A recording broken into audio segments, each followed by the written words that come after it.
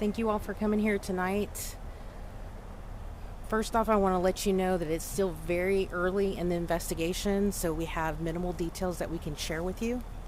I'm going to go ahead and give you a brief summary of what happened, and then I'm going to have Assistant Chief Aldridge come up, and he may be able to answer some of the basic questions that you have after that. I'm Sergeant Leah. It's Leah Wagner with the Fort Worth Police Department, WAGNER. Tonight we're here because we are investigating an officer-involved shooting in the 4800 block of Selkirk in West Fort Worth. This evening at approximately 6 o'clock, Fort Worth officers responded to a call of an attempted suicide by a man who called and said that he was armed with a weapon and that he wanted to harm himself. Officers arrived on the scene at about 6:07 p.m. and when they got here, they attempted to make contact with the man and locate him. The dispatchers actually had to ping his location to try to figure out where he was, and the officers were able to find what they believed to be his vehicle in the area, and the male was near that vehicle. Once they found that vehicle and made contact with the male, shots were fired. We do not know at this time what happened. That is what the investigation is supposed to show us. So I can't give you any more details of how that occurred, other than the fact that the male is now deceased. He was pronounced deceased at the scene, and a handgun was actually recovered by his body as well. We can't give you details about his name at this time because we'd like to respect the family's privacy and allow Tarrant County Medical Examiner's Office to notify the next of kin before that information is released by them. No officers, no community members were injured tonight, and we are thankful for that, but we would also like to express our sympathies to his family. The report number for this offense is going to be 240007564. We will provide updates in the future as we can, but I don't want to promise you anything that we don't have in the meantime. So at this time, I'm going to step away, and I'd like to introduce Assistant Chief Rob Aldridge. Good evening. My name is Robert Aldridge, last name spelling ALLDREDGE, and I'm the Executive Assistant Chief for the Fort Worth Police Department. Well, I guess if you're taking questions now. Yes. So we heard just a minute ago that this person was initially calling 911 because they were wanting to kill themselves potentially. They had a weapon. Officers came out here 7 minutes later. We are hearing from MedStar that this was a self-inflicted gunshot wound. Can you just talk about the timeline of how this was an officer-involved shooting that turned into this person ultimately taking their own life?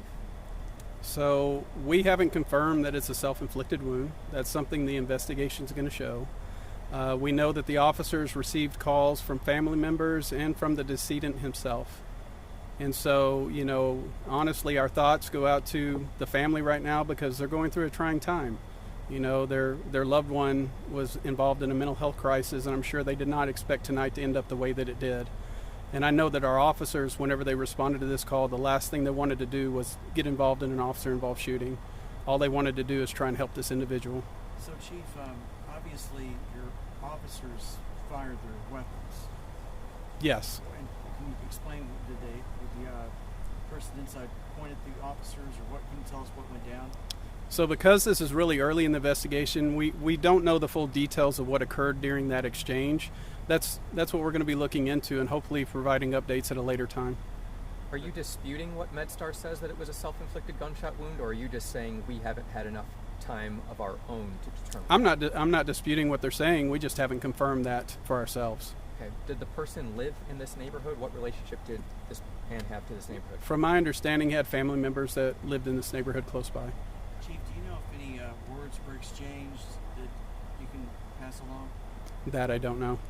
So we know Fort Worth especially has several special departments trained to deal with mental health individuals or people that are going through something like that.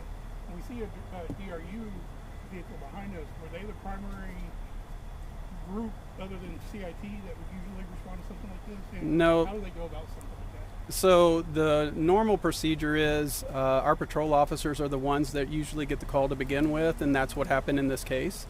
DRU was just close by after the incident to help secure the scene. So we do have our crisis intervention team that is specially trained to deal with individuals like this, but it was our patrol officers that encountered the individual first. Do You normal said that- patrol officers go through that same kind of training? So or the a variant of it? The patrol officers do go through a variant of crisis intervention training as part of our curriculum through the academy.